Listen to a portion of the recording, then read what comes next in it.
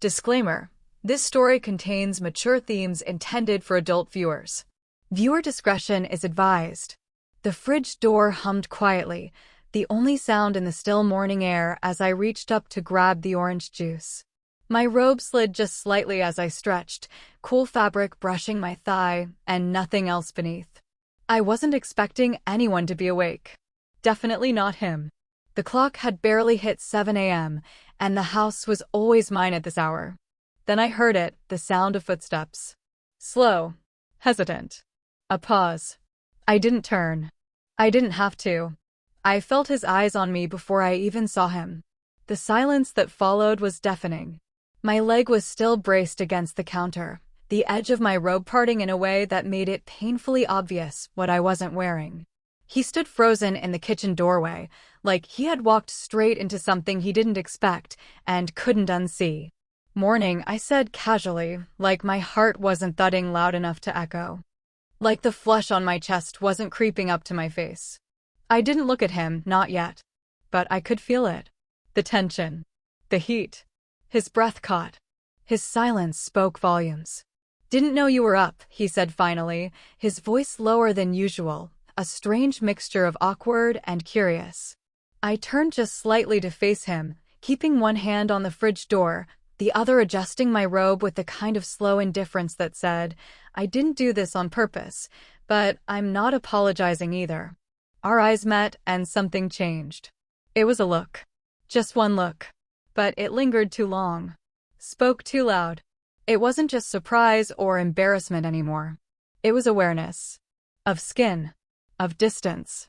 Of something that should have been brushed off, but refused to go away. He cleared his throat, backing up a step, like space might help. But we both knew some lines don't blur because of accidents. Some moments feel too specific, too sharp, too faded. Neither of us said another word as he left the room. But the air stayed warm, charged, heavy with questions.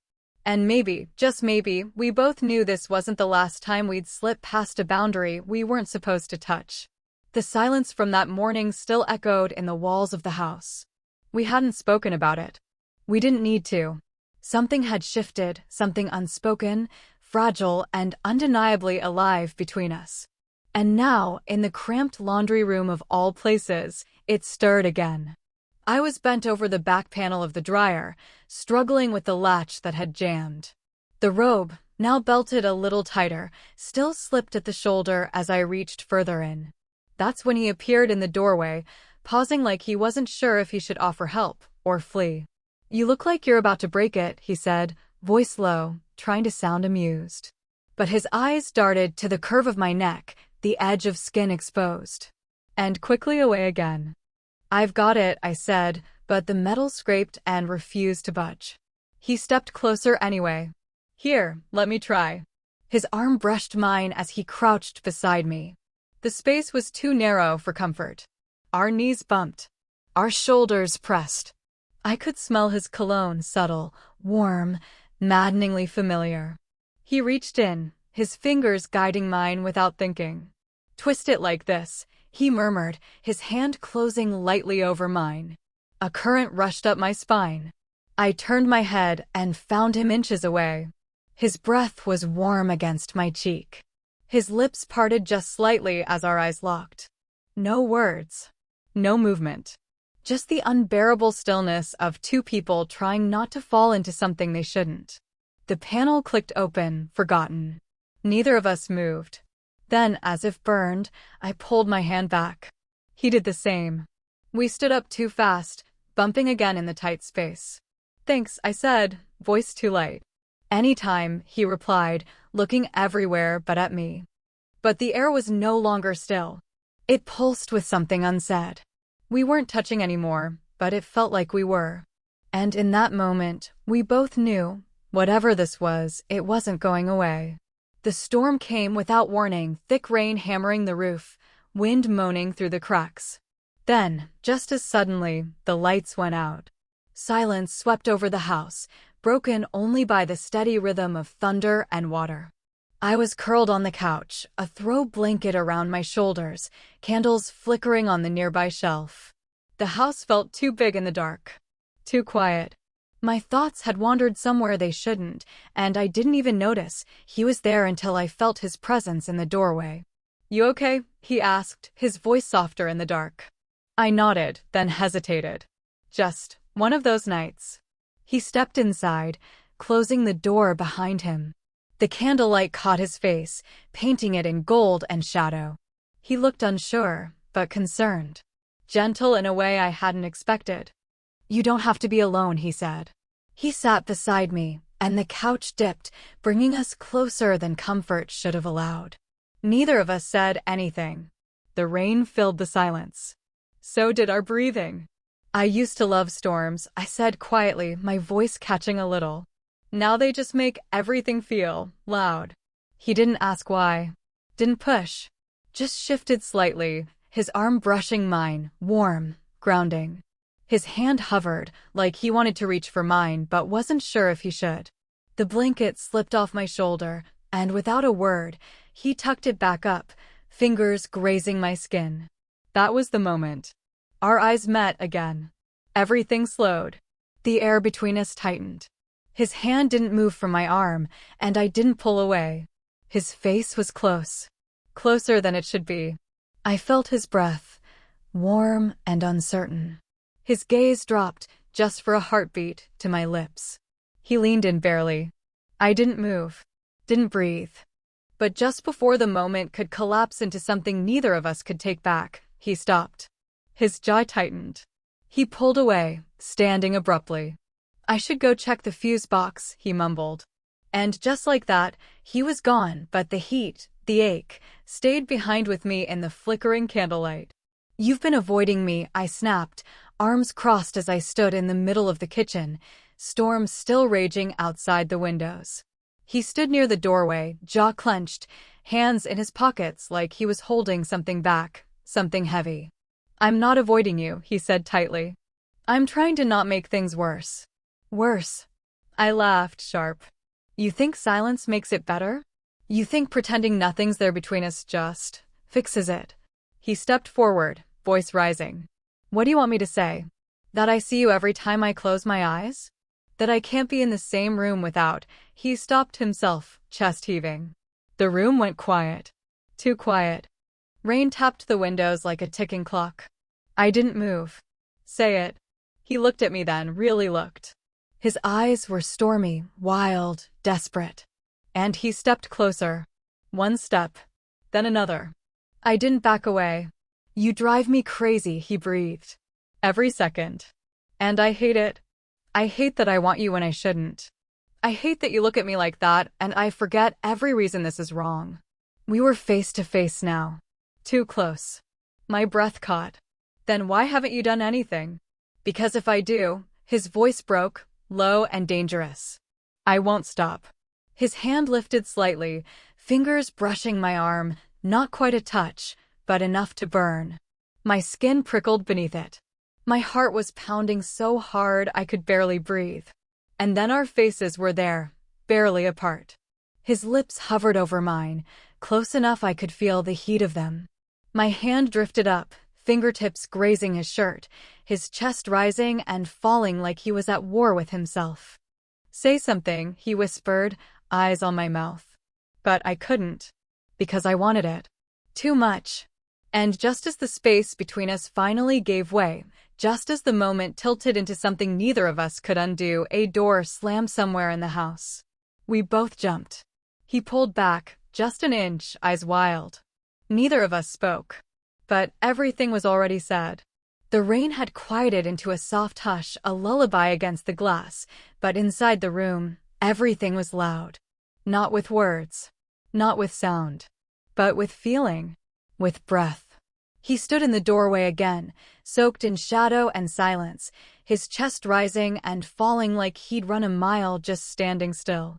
I was by the window, arms wrapped around myself, not to keep warm, but to hold back everything I'd been carrying. "I can't keep pretending," he said finally, voice low and raw. I turned, and in that moment, nothing else existed. The distance between us disappeared. He came to me like gravity, like he had no choice. Our hands met first. Cautious. Shaking. His thumb brushed my palm, slow, reverent, as if memorizing the lines there. I leaned into his touch, eyes closing as his other hand found my face, fingers curling behind my neck. My breath caught. "You make everything else fade," I whispered. He didn't answer. Not with words. His forehead touched mine, and we stood there, still, trembling, connected by something deeper than logic. Something old and hungry and soft all at once. When he kissed me, it wasn't wild. It was a slow unraveling. The kind of kiss that speaks in sighs, in longing, in the hush of things unsaid for too long. His mouth moved with mine like he already knew me, or had been waiting to. Clothes slipped off out of frame. Not ripped. Not rushed. Just let go. A sweater trailing to the floor. Fingers sliding across skin like they were finding home for the first time. My back met the couch. His hands found my waist. My breath tangled in his. "Are you sure?" he asked, lips brushing my jaw, voice breaking from restraint. "Yes," I breathed. "Don't stop." And he didn't. We moved in whispers. His name. My breath. The sound of fingers gripping, exploring, learning. His touch was both fire and silk. My skin responded like it had always been waiting. Every kiss deepened, every sigh softened the edges of who we used to be. It was tender and aching, sweet and sharp. His body pressed into mine like he needed to be closer than close. Like space itself was too much distance. There was hunger, yes, but there was also care. The kind that says you matter. The kind that says this isn't just heat, it's heart. And when we finally let go, it was like surrendering to something that had always been inevitable. The storm outside had passed. But inside, we were just beginning. The soft glow of dawn crept in through the curtains, painting our skin in pale gold. I lay there, half draped in the throw blanket, listening to the quiet rhythm of his breath beside me. Neither of us spoke. Not right away. He sat on the edge of the couch, shirtless, running a hand through his hair like he was trying to organize thoughts that refused to line up. I pulled the blanket tighter, suddenly aware of the weight of what we'd done and the silence it left in its wake. He looked over his shoulder. "Are you okay?" I nodded, lips parted, but words felt fragile. "Yeah, just everything's different now." He said it like a truth neither of us could take back. Because it was. The night had been raw. Real. And now, the light of morning made it all feel more seen, less like a dream, more like a secret with weight. He turned to face me again, his knee brushing mine. "I don't regret it," he said softly. "Me neither." I swallowed.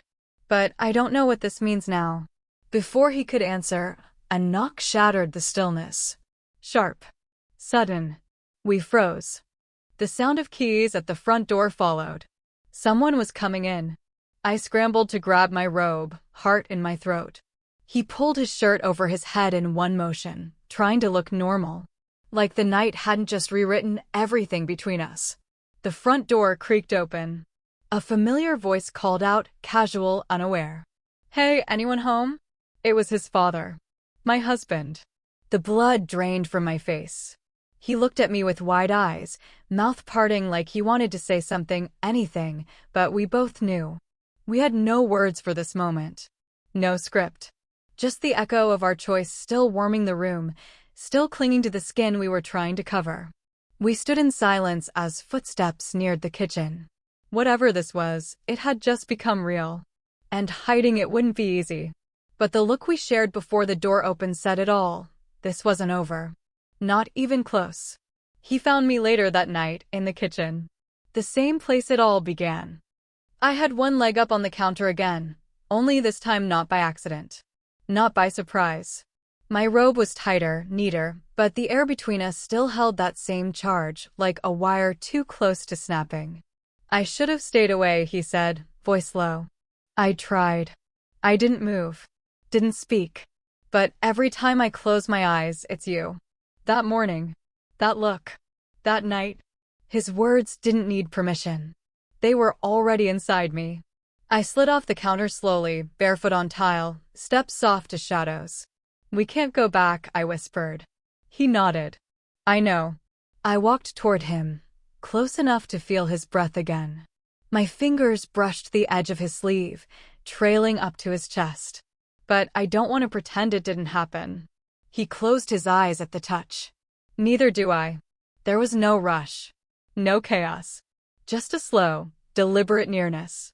My hand stayed on his heart. His hand lifted to cradle the side of my face like he was holding a confession. "This is wrong," I said. "But it feels like the only thing that's ever been real." We stood there, unmoving, like two people at the edge of something that could ruin or rescue them. And then, we didn't kiss. Not this time. I stepped back, tears burning but unspilled. "Some moments aren't meant to last," I said. "But that doesn't mean they weren't everything." He nodded, barely, eyes shining. "Will you think about me?"